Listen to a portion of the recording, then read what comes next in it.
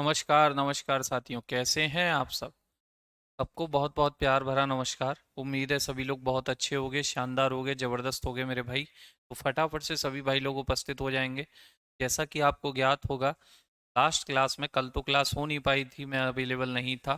ठीक, इस वजह से जो सैटरडे वाली क्लास थी मैंने उसी में आपको बोला था, जब टॉपिक आपका ख़त्म कराया था, सर्कुलर मोशन, रोटेशनल और साथ में सिंपल हार्मोनिक मोशन, सरल आवर्त गति, सरल आवर्त गति।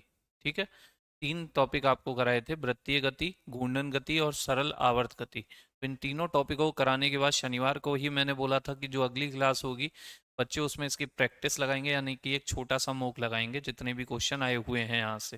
ठीक है, तो बहुत ही छोटे छोटे बहुत ही प्यारे प्यारे क्वेश्चन है, आराम से लगाइएगा तसल्ली से और काउंटिंग कीजिएगा किसके कितने बन रहे हैं और बताइएगा। मुकेश तिवारी जी, जय किशन, विवेक कोहली, ठीक है, अनुज, तबीयत ठीक है बाबू, शिवा, शी, कुमार, मनीष, लल्लू, लालू भाई, माता प्रसाद, अखिलेश, हर्षित, अनेक, हिमांशु जी, शिवा, अमन, रीता, सभी को नमस्कार। और बच्चे जो भी नया हो कृपया करके, मैं वही कहूँगा कि जो भी बच्चा नया हो वो क्लासेस को शुरुआत से देख करके ही आए, क्योंकि चीज़ें दिक्कत में होती हैं। आप लोग कहते हैं कि सर समझ में नहीं आया, समझ में आएगा कैसे, क्योंकि उसका कंसेप्ट आप पिछली क्लासों में पढ़ के आए होगे। ठीक है, तो हमेशा याद रखना टॉपिक की शुरुआत से ही ज्वाइन किया करे कोई भी नया व्यक्ति। राजेश जी, अंशु जी, लालू भाई, चलिए चलिए ठीक है, चलिए तो शुरुआत करते हैं मेरे बच्चे। पहला क्वेश्चन आपकी स्क्रीन पर दिखाने जा रहा हूँ और आते रहिएगा, आते रहिएगा। ज़्यादा क्वेश्चन नहीं है यहाँ से, जितने भी बन पाए लगभग से आपको यहाँ पर जो नंबर ऑफ क्वेश्चन दिखाई देंगे वो 30 के अप्रॉक्स दिखाई देंगे, 30 के अप्रॉक्स। तो आप आज थोड़ा जल्दी भी फ्री हो जाओगे, जल्दी भी फ्री। क्वेश्चन बेटा इससे ज़्यादा मिले ही नहीं मुझे, क्योंकि रेलवे में जितना भी इनसे रिलेटेड पीवाईक्यू आया है सब यहाँ पर लाया हूँ। इवन मैंने एसएससी में आए हुए पीवाईक्यू भी इसमें डाल दिए हैं। ठीक है, एसएससी में आए हुए पीवाईक्यू भी इसमें डाल दिए हैं। बेटा मैं आगरे में ही नहीं था, शिवम पांडे जी कल। ठीक है, क्लियर। तो चलिए, एसएससी में आए पीवाईक्यू भी डाल दिए हैं, रेलवे के भी यहाँ हैं, तब जा करके ये संख्या 30 के अप्रॉक्स पहुंची है। तो बहुत आराम से, बहुत तसल्ली से लगाइएगा, बहुत तसल्ली से। ठीक, हाँ, एएलपी टेक्नीशियन और आपका जेई वगैरह वाला एग्ज़ाम डेट आ गया है और इनका आना भी चाहिए था, क्योंकि बच्चे साल की शुरुआत में आई थी वैकेंसी, इस साल की शुरुआत में आई थी। और आप देखो साल की शुरुआत में आकर के कितना टाइम आपको दे दिया, अब तो पेपर लेना ज़रूरी भी था। और इसी तरह से आप ये समझ लो कि एनटीपीसी का भी एग्ज़ाम फेबररी से लेकर मार्च तक हो जाएगा। ठीक, जितना अंदाज़ा है, जितना आपका, जिस तरीके से रेलवे चल रहा है, फरवरी से लेकर मार्च तक इसका एग्ज़ाम करा लिया जाएगा, या तो फरवरी लास्ट में या मार्च की शुरुआत से। तो ये मान के चलें आपके पास अक्टूबर, नवंबर, दिसंबर, जनवरी, ठीक 4 महीने हैं अगले। तो इन 4 महीने आप लोग अच्छे से तैयारी कर लें, अच्छे से अपनी कुर्सी की पेटी बांध लें। 4 महीने अगर जो मेहनत कर गया उसकी 4 पीढ़ी आगे की सुधर जाएंगी बच्चे। ठीक है, तो ये मेहनत का समय है, जितनी हो सके जी जान लगा दीजिएगा। चलिए, तो पहला क्वेश्चन आपकी स्क्रीन पर मेरे बच्चे आइए। और उससे पहले ये बैच एसएससी का, ये जीएस स्पेशल का बैच सभी वनडे एग्जामों में काम में आने वाला है मेरे बच्चे। इसमें क्लासेस स्टार्ट हो चुकी है। फिजिक्स, साइंस में फिजिक्स की क्लास स्टार्ट हुई है, रविंद्र सर ले रहे होंगे, देखी होगी आप लोगों ने। ठीक है, रविंद्र सर ले रहे होंगे ये क्लास, कोई दिक्कत नहीं है। हमारे यहाँ सारी फैकल्टी कुमार सर ही चूज़ करते हैं बच्चे। तो कुमार सर जिसे चाहते हैं, जिस बैच में उतारते हैं, वो व्यक्ति अपने आप में धुरंधर होता है। ठीक है, तो आप लोग इसे परचेस कर सकते हो, हर एक एग्जाम की जीएसएस से कवर हो जाएगी। साथ में आपके जो भाई बहन हो या आप में से कोई हो तो एसएससी जीडी वाला भी ये बैच है। और पहले 1000 बच्चों के लिए बच्चे इस पर फी जो है 200 कर दी गई है, और ये तुरंत ही 400 हो जाएगी इसके बाद में। ठीक है, इसी तरीके से इसमें तो आप पढ़ ही रहे हैं। क्लियर। चलिए, तो पहला क्वेश्चन मेरे बच्चे आपकी स्क्रीन पर, बहुत सिंपल सिंपल, बहुत प्यारे प्यारे, बहुत छोटे छोटे क्वेश्चन है। ठीक है, मैथ स्पेशल चल रहा है मेरे बच्चे, एप्लीकेशन पे आपको दिख जाएगा, मैथ स्पेशल चल रहा है। जल्दी से आंसर दीजिएगा। एक पिंड जिसका द्रव्यमान m है, एक समान रूप से त्रिज्या r के वृत्तीय पथ में घूम रहा है, अभिकेंद्रीय बल क्या होगा। देखते ही आंसर आने चाहिए कि कोई भी पिंड है, कोई भी पिंड है एम द्रव्यमान का है और इस वृत्तीयकार पथ में घूम रहा है, वेलोसिटी इसकी रही होगी b। तो भैया F बराबर होता है एम ए, एफ बराबर एम ए, और यहाँ ए की वैल्यू होती है बी स्क्वायर अपॉन आर। तो ए की जगह बी स्क्वायर अपॉन आर रखा, ये हो गया आपका F, M B square upon R, M B square upon R. एक बच्चा सी कह रहा है, कृपया करके देख ले भैया, उल्टा लिखा है सी में, 1 2। ठीक, नेक्स्ट, वृत्ताकार गति में क्या होता है, सोच के देखिए क्या क्या हो सकता है। वैसे मैंने आपको बताया भी था, एक दो लाइन इससे रिलेटेड लिखवाई भी थी मेरे बच्चे। वृत्ताकार गति में क्या होता है, वृत्ताकार गति में क्या होता है, दिशा परिवर्तित रहती है। तो बच्चे मैंने आपसे कहा था, अगर आप इस पॉइंट पर हो, इस पॉइंट पर, तो आपकी डायरेक्शन यहाँ है, आप यहाँ आ गए तो आपकी डायरेक्शन यहाँ है, यहाँ पहुंच गए तो आपकी डायरेक्शन यहाँ है। आप अपना खुद का मुंह देखो, आपका खुद का मुंह आपकी डायरेक्शन बताता है। तो डायरेक्शन बदलती रहती है जी सर, बदलती रहती है। अगर डायरेक्शन बदलेगी तो वेग बदलेगा, बिल्कुल सर बदलेगा।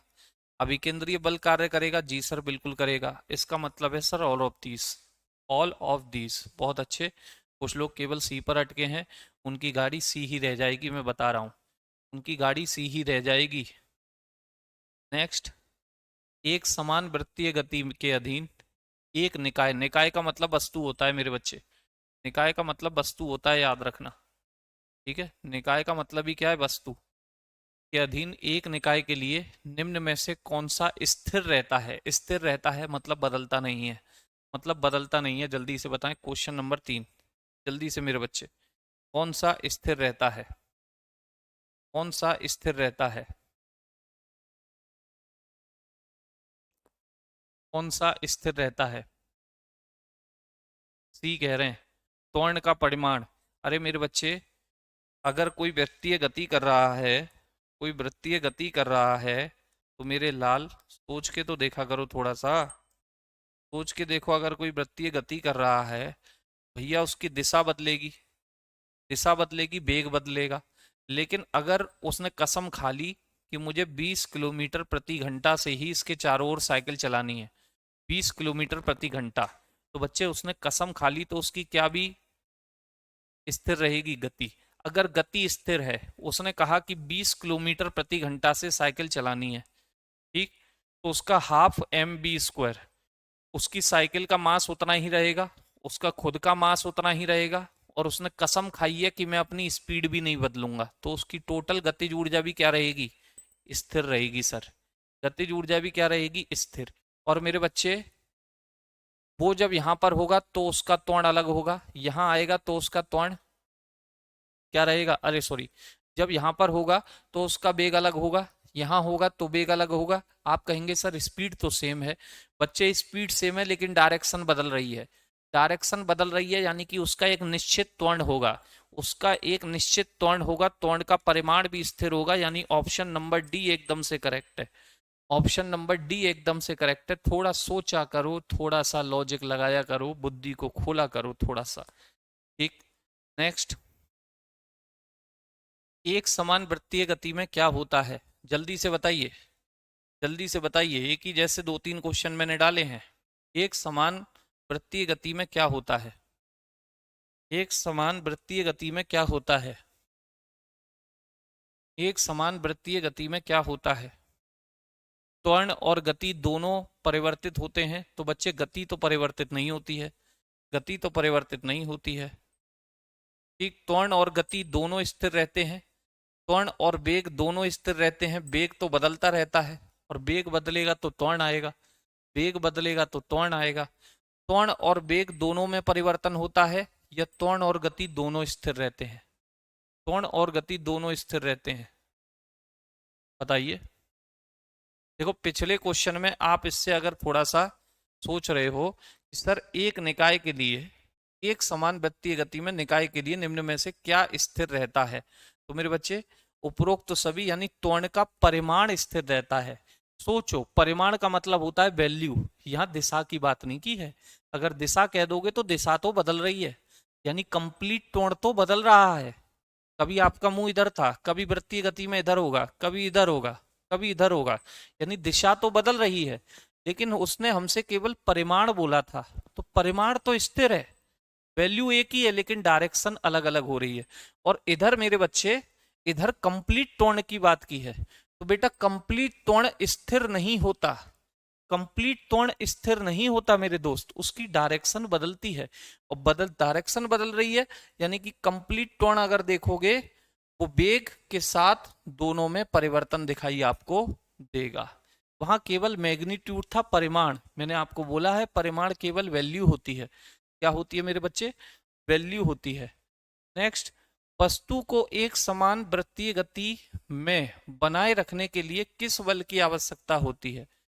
एक समान वृत्तीय गति आप चाहते हो कि बनी रहे, आप इसके चारों ओर साइकिल चलाते रहें और एक समान रूप से साइकिल चलती रहे, तो कौन सा बल आपको सहारा देगा, कौन सा बल आपकी हेल्प करेगा?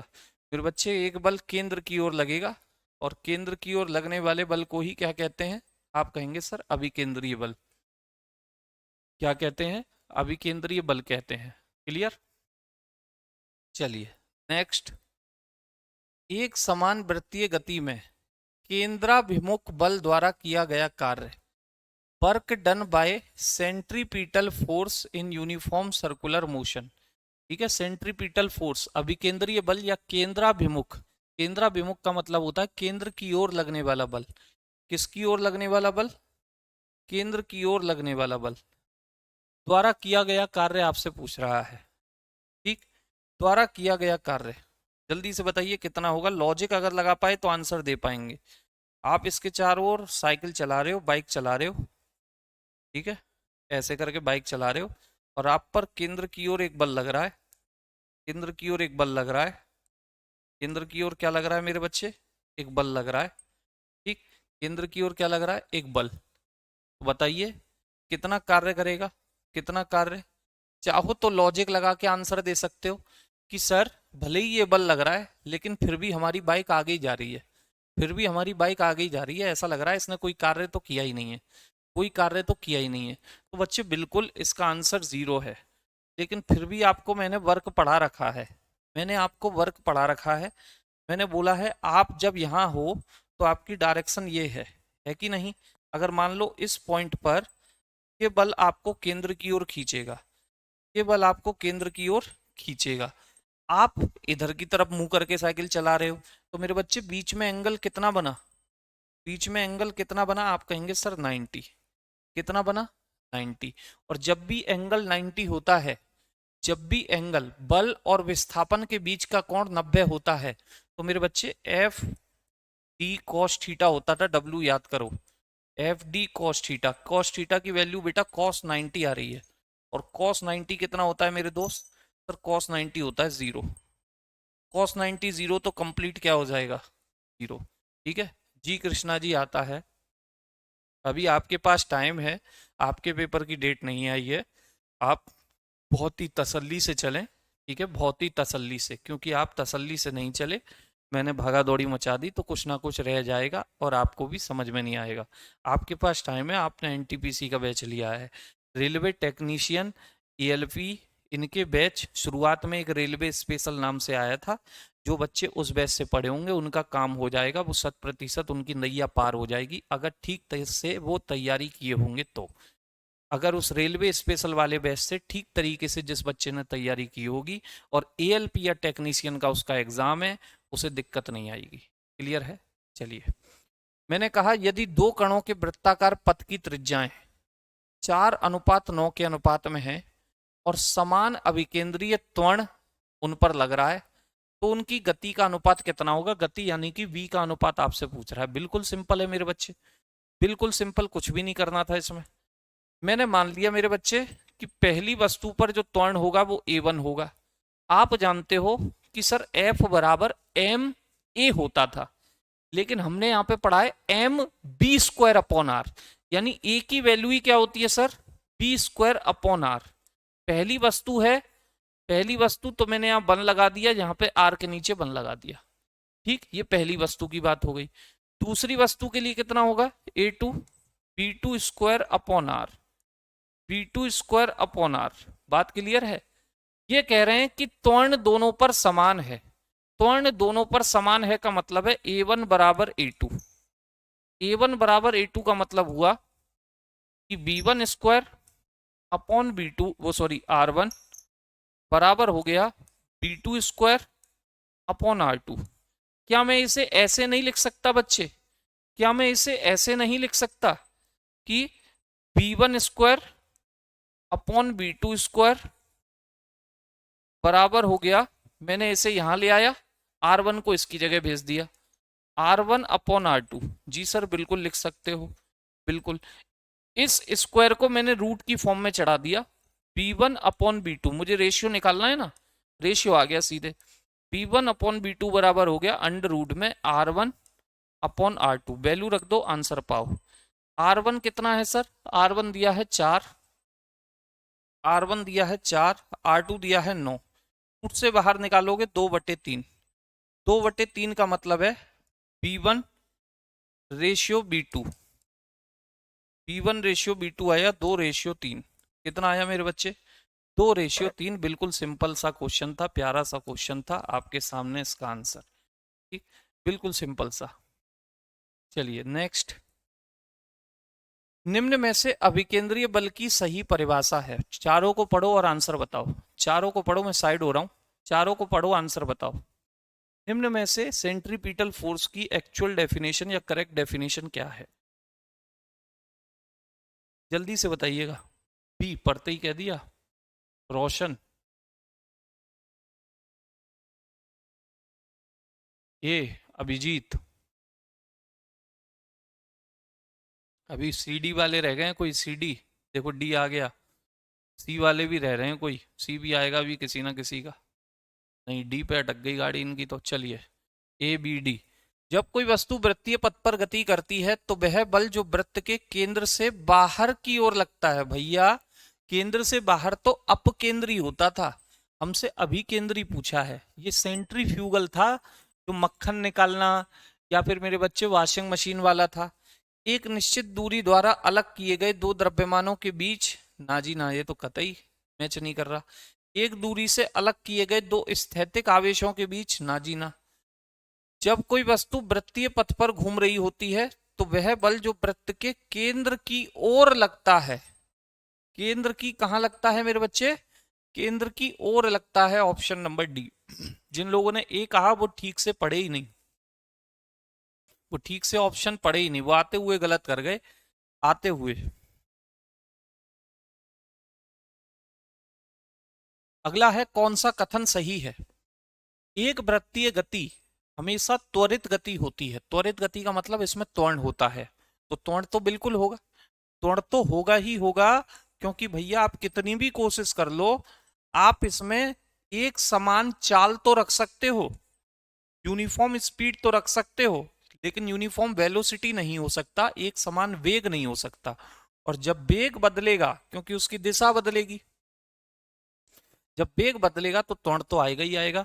बिल्कुल पहला ठीक है। अगला, एक पिंड पर अभिकेंद्रीय बल द्वारा किया गया कार्य शून्य होता है? शून्य नहीं होता, जल्दी से बताइए। किसी पिंड पर अभिकेंद्रीय बल द्वारा किया गया कार्य शून्य नहीं होता बच्चे, बिल्कुल शून्य होता है, बिल्कुल शून्य होता है, ये गलत है। दूसरा, तीसरा, वृत्तीय गति में एक समान गति से गतिमान पिंड पर अभिकेंद्रीय बल mv² / r होता है, बिल्कुल सही। ए और सी सही है बच्चे, ए और सी सही है, याद रखें, ए और सी, ए और सी सही है। Option number B, option number B. Next, क्षैतिज वृत्तीय पथ में एक समान गति करने वाले गतिमान निकाय के लिए कौन अपरिवर्तित रहता है? कौन अपरिवर्तित रहता है? बच्चा अभी परिवर्तित कौन होता है, कौन नहीं होता? कौन होता है कौन नहीं होता, दोनों की बात मैं बता चुका हूं, जल्दी से बताइएगा कौन परिवर्तित होता है? परिवर्तित नहीं होता है, क्योंकि अपरिवर्तित लिखा है। तो बच्चे वेग तो परिवर्तित होता है, त्वरण भी परिवर्तित होता है, दिशा बदलेगी। ठीक, वेग की दिशा बदलती रहती है, बदलती रहती है। बचा कौन?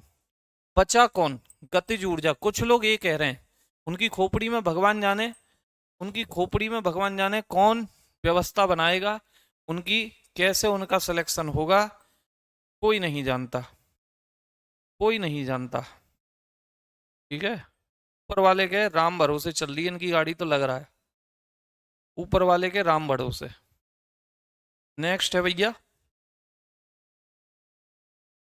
सरल आवर्त गति में गतिमान किसी कण का वेग, किसी कण का वेग माध्य स्थिति पर कैसा होता है?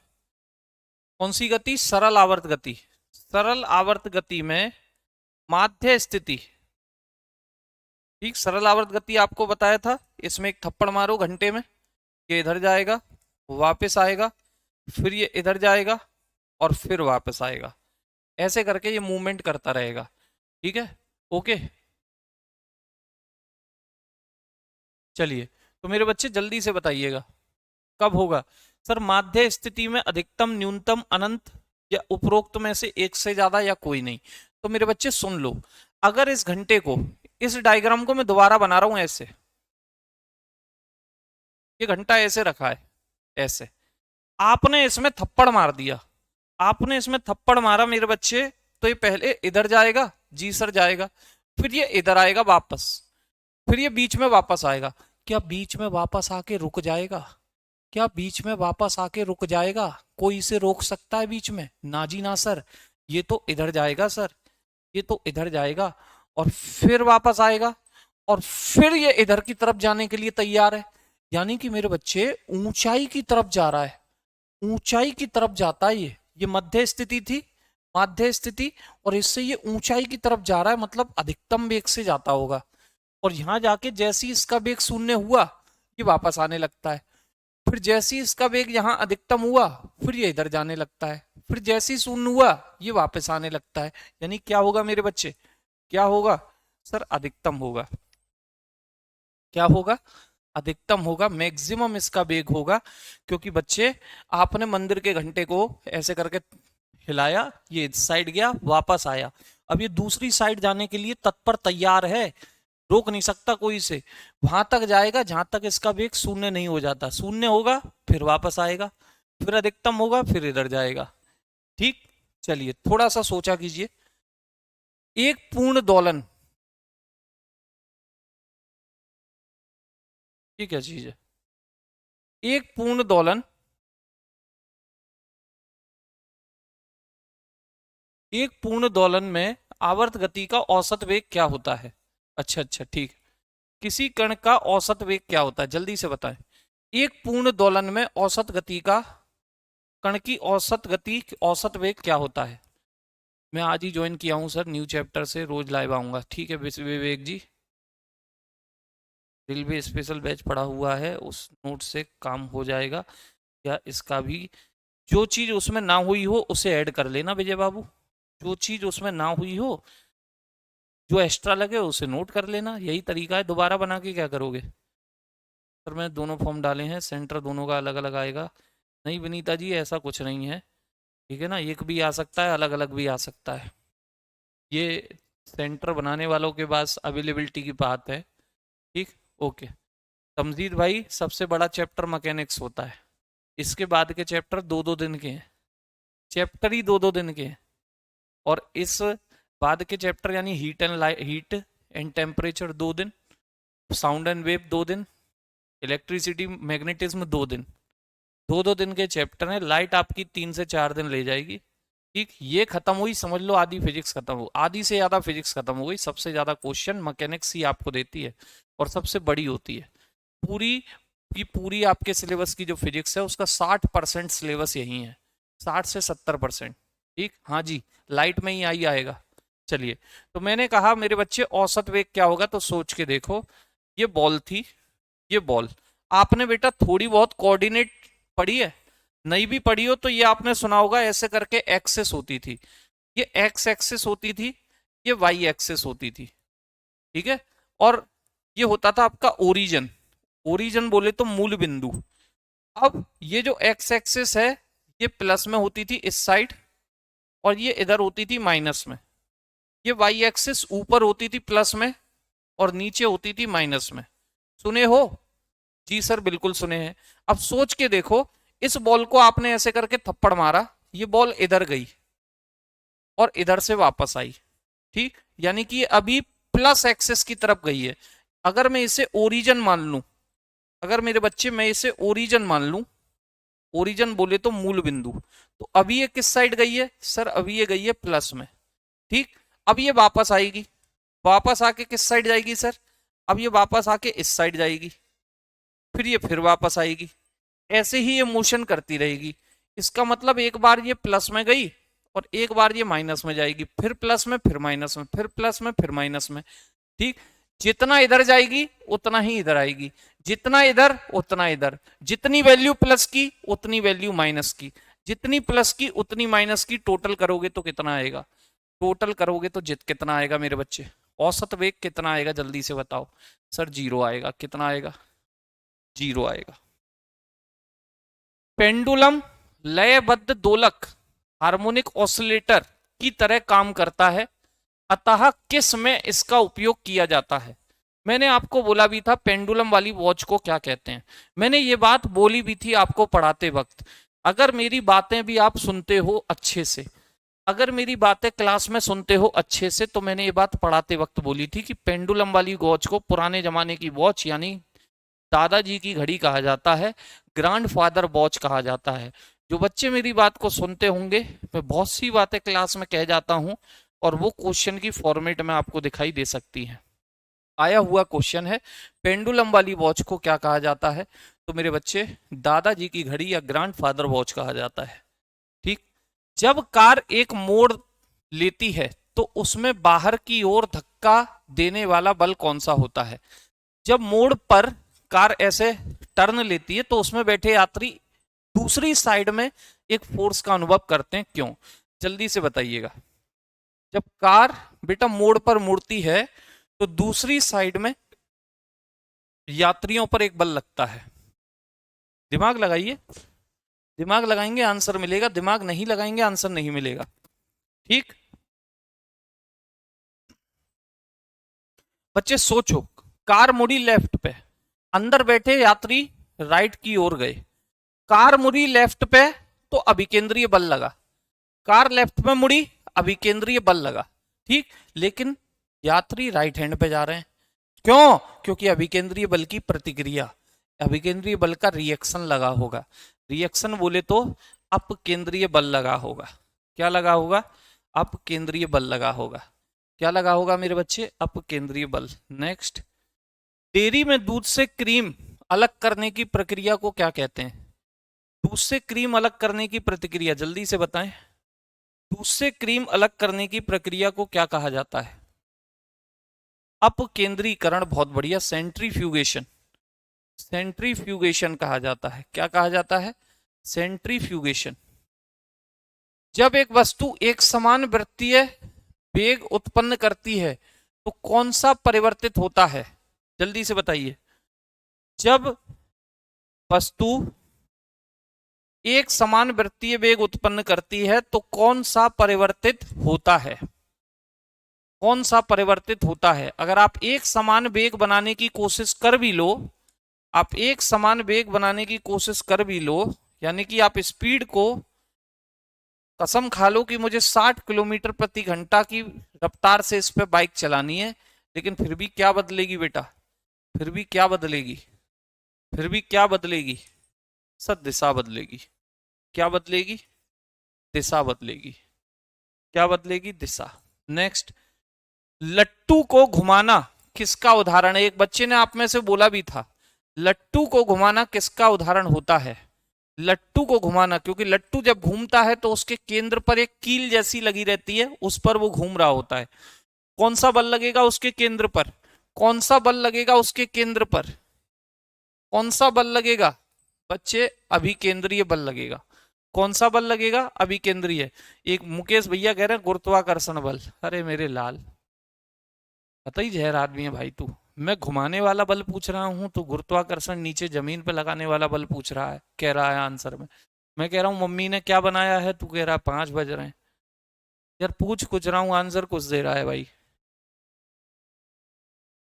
एक बहुत पुराने मॉडल की पेंडुलम घड़ी की कार्य पद्धति पूरी तरह से क्या थी। एक बहुत पुराने मॉडल की घड़ी की, पेंडुलम घड़ी की पद्धति मेरे बच्चे क्या थी, जल्दी से बताइए। एक बहुत पुराने मॉडल की पेंडुलम घड़ी की कार्य पद्धति कैसी होती थी, क्योंकि उसमें सेल फेल नहीं डलते थे, वो केवल पूरी तरह से मशीन होती थी, पूरी तरीके से मशीन थी, उसे मशीन के जरिए ही उसकी सुइयों को हिलाया जाता था, सब कुछ पूरी तरह से वो कैसी थी, तो मेरे बच्चे मैकेनिकल, पूरी तरह से उसमें मैकेनिकल लॉजिक था, सेल वेल बैटरी से वो नहीं चलती थी, याद रखें। नेक्स्ट, अगला है मेरे भाई रोलर कोस्टर। रोलर कोस्टर की सवारी मेले में देखे हो ना, रोलर कोस्टर इस तरीके से घूमता है। रोलर कोस्टर, ये कौन सा आ गया, रोलर कोस्टर की सवारी में कौन सा बल कार्य करता है, रोलर कोस्टर की सवारी में कौन सा बल कार्य करता है, जल्दी से बोलें।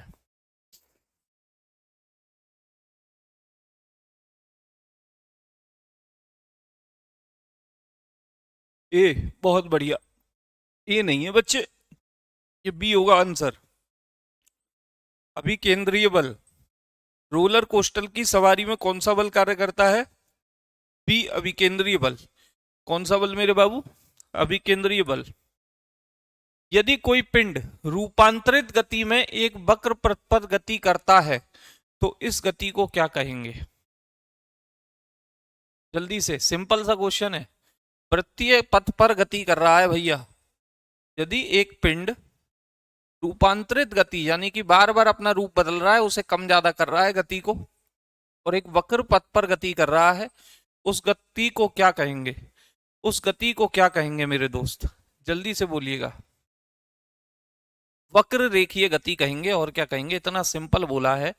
जब वक्रीय पथ पर गति कर रहा है, जो दिया है हमें नहीं पता कौन सा वक्र है, हमें नहीं पता तुमने कौन सा कर्व बनाया है, बस हम इतना जानते हैं कि कर्व पर गति कर रहा है तो कर्वी लीनियर मोशन होगा, अगर वक्र पर गति कर रहा है तो वक्रीय गति होगा।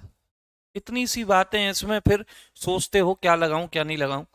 किसी निकाय को एक समान वृत्तीय गति में चलाने में लगाने वाला आवश्यक नियत बल को क्या कहा जाता है, भैया वृत्तीय गति करानी है और उसके लिए कौन सा बल आवश्यक है, जल्दी से बताएं, इतना सा क्वेश्चन है, वृत्तीय गति करानी है उसके लिए कौन सा बल लगाना अति आवश्यक है मेरे बच्चे, कौन सा बल अति आवश्यक है, कौन सा बल अति आवश्यक है, सर ऑप्शन नंबर सी अति आवश्यक है, अभिकेंद्रीय बल। कौन सा बल, अभिकेंद्रीय बल, ठीक है, अभिकेंद्रीय बल, ठीक। नेक्स्ट है मेरे भाई, जब कोई वस्तु एक समान वृत्तीय गति में घूर्णन करती है तो प्रत्येक बिंदु पर इसका क्या बदल जाता है, जल्दी से बताइएगा। दाब, वेग, जड़त्व, द्रव्यमान, गलती की गुंजाइश जीरो है, गलती की गुंजाइश जीरो है। क्या बदलता है वृत्तीय गति में, एक तो जड़त्व भी बदल दे रहा उसका। बढ़िया है अखिलेश भैया, नाम भी आपने ऐसा रखा है, नाम भी आपने ऐसा रखा है, ये गलती होना आपसे लाजमी है। चलिए, तो मैंने कहा क्या नहीं, क्या बेटा पल पल उसका बदलता रहता है, पल पल उसका क्या बदलता रहता है, वेग, क्योंकि दिशा बदलती है, आप कितना ही कोशिश कर लो स्पीड एक जैसी रखने की, डायरेक्शन बदलेगी। एक तो द्रव्यमान बदल दे रहा, भैया तेरा द्रव्यमान जीवन में बदला कभी, तेरा द्रव्यमान, तुझे मंगल ग्रह पर ले जाऊं द्रव्यमान बदल जाएगा तेरा, कतई जहर हो रहा भाई तू, कतई जहर आदमी है। यदि एक साधारण लोलक, सरल लोलक की लंबाई बढ़ा दी जाए तो इसका आवर्तकाल क्या होगा, आपने फॉर्मूला भी मैंने दिखाया था, T is equal to 2 pi under root में एल अपॉन जी, और अलग से भी चीजें लिखी थी कि भैया टी जो है वो अंडर रूट एल के क्या है, अंडर रूट एल के क्या है, प्रोपोर्शनल है। यानी लंबाई बढ़ाओगे तो आवर्तकाल क्या होगा, लंबाई बढ़ाओगे तो आवर्तकाल क्या होगा, सर बढ़ेगा, शकल देखते ही पता चल रहा है, शकल देखते ही, क्योंकि डायरेक्टली प्रोपोर्शनल है सर, डायरेक्टली प्रोपोर्शनल है। फिर भी कुछ लोग भी कह रहे हैं, ऐसे लोगों को एनटीपीसी की तैयारी करना पाप नहीं लगता है, ऐसे लोगों को एनटीपीसी की तैयारी करना पाप नहीं लगता जो इतना अपने आप को धोखा दे रहे हैं, इतना अपने आप से चीटिंग कर रहे हैं, कि तैयारी वास्तव में उनकी नील बटे सन्नाटा है, और सपना देखे हैं स्टेशन मास्टर बनने का। भाई लोग, ऊपर मैं कोशिश करूंगा थोड़ी आपकी तरफ से सरकार से एक दरख्वास्त करूंगा कि ग्रुप ई की भी वैकेंसी शुरू की जाए, ग्रुप ई, क्योंकि डी तक की वैकेंसी आती है बस, ग्रुप ई तक की वैकेंसी शुरू की जाए, क्योंकि भारत का युवा कतई खराब निकल निकल के आ रहा है। उसे इतना नहीं दिख रहा फॉर्मूले से कि ऊपर वाला अंश की वैल्यू अगर बढ़ेगी तो आंसर बड़ा आएगा, हर की वैल्यू अगर, डिनोमिनेटर की वैल्यू अगर बढ़ेगी तब आंसर छोटा होता है। बताइए, जबकि मैंने खुद क्लास में भी कराया था। दोलन, दोलक यानी कि वही बॉल को हम दोलक कहते हैं। दोलक के लिए निम्न में से कौन सा सही है? ये जो बॉल लटकी रहती है ना, ये जो बॉल लटकी रहती है यही है दोलक, ऑसिलेटर जो दोलन करेगा, तो क्या करेगा, जो दोलन करेगा। अब आपको बताना है इसके लिए क्या सही है। ठीक, इसके लिए क्या सही है, चारों ऑप्शन पढ़ो और आंसर बताओ क्या आपको सही लग रहा है दोलक के लिए। दोलक के लिए क्या सही है, दोलक के लिए क्या सही है? ये संकेत साइन वेव हो सकते हैं, signal can be sine waves. संकेत स्क्वायर वेव हो सकते हैं, signal can be square wave. संकेत अर्ध स्क्वायर वेव हो सकते हैं, signal can be semi square. Radio transmitter द्वारा प्रसारित सिग्नल दोलक सिग्नलों का उदाहरण है। ये चार ऑप्शन है। तो बच्चे मेरे हिसाब से आपको पता है, अगर इस दोलक को, इस दोलक को, इस पेंडुलम को ऐसे करके थप्पड़ मारते हो तो ये इधर जाता है आधा, आधा इधर आता है, फिर इधर जाता है, फिर इधर आता है, फिर इधर जाता है, फिर इधर आता है। यानी कि भैया ये हाफ, ये सेमी सर्किल वेव होती है। कैसी वेव होती है याद कर लेना, ये सेमी सर्किल वेव होती है। Signal can be semi circle wave. संकेत अर्ध स्क्वायर वेव होते हैं, याद रखें। सिग्नल अर्ध स्क्वायर वेव होते हैं, याद रखें। एक वृत्ताकार पथ पर स्थिर गति वाले पिंड की गति को क्या कहा जाता है? जल्दी से बता दीजिए देखते ही। एक वृत्ताकार पथ पर स्थिर गति यानी गति नहीं बदल रही है, गति नहीं बदल रही है। हाँ, कौन सा सही है?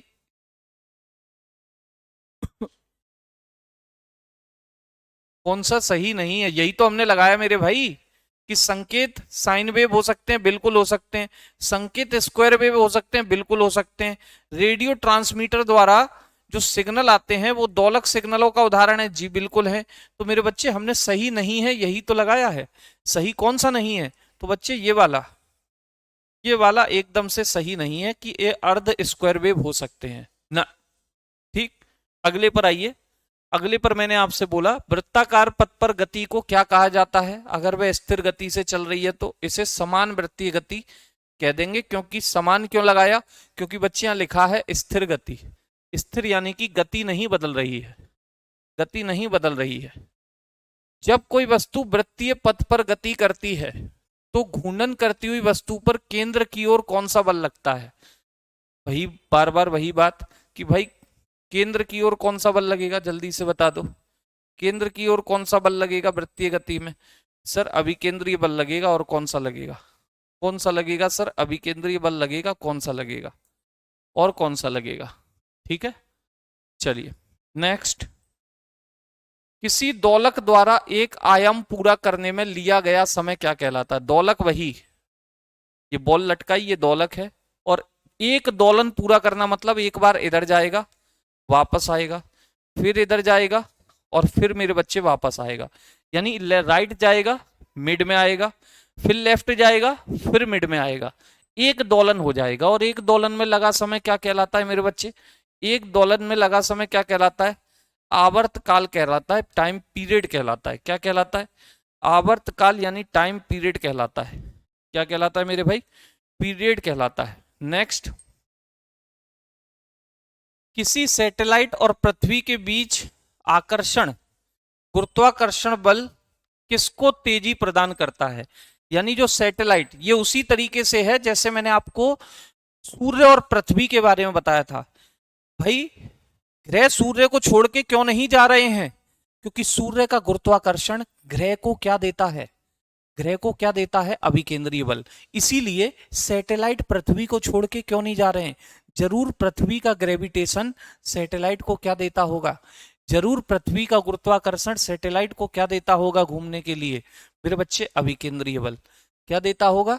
अभिकेंद्रीय बल। नेक्स्ट, झूले पर बैठे लड़के की गति कैसी होती है? झूले पर बैठे लड़के की गति मेला दिलों का आता है एक बार के चला जाता है। जल्दी से बताइए, झूले पर बैठे लड़के की गति कैसी होती है? बहुत से बी कह रहे हैं, बी।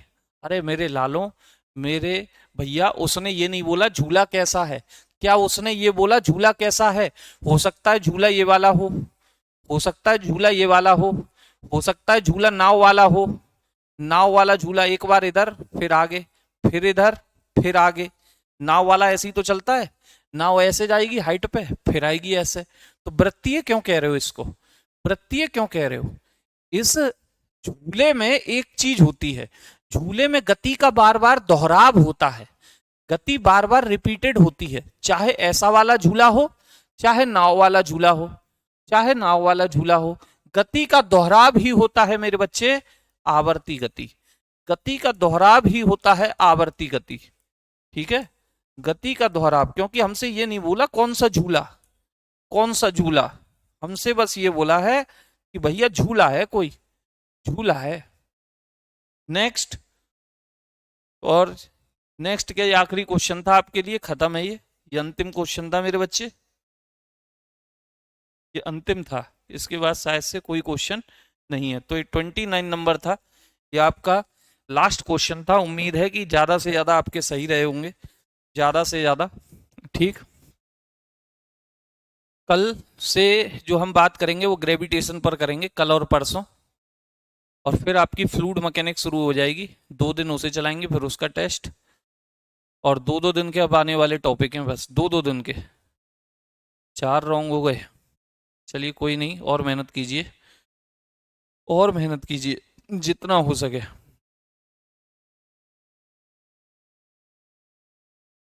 ठीक है, 20 के आसपास ही रह गए सूरज भाई। तो मेहनत बढ़ाओ भाई, मेहनत बढ़ाओ, ऐसे काम नहीं चलेगा। ठीक है, जिन लोगों के 25 से कम है उनको तो बहुत ज़्यादा मेहनत की आवश्यकता है, बहुत ज़्यादा।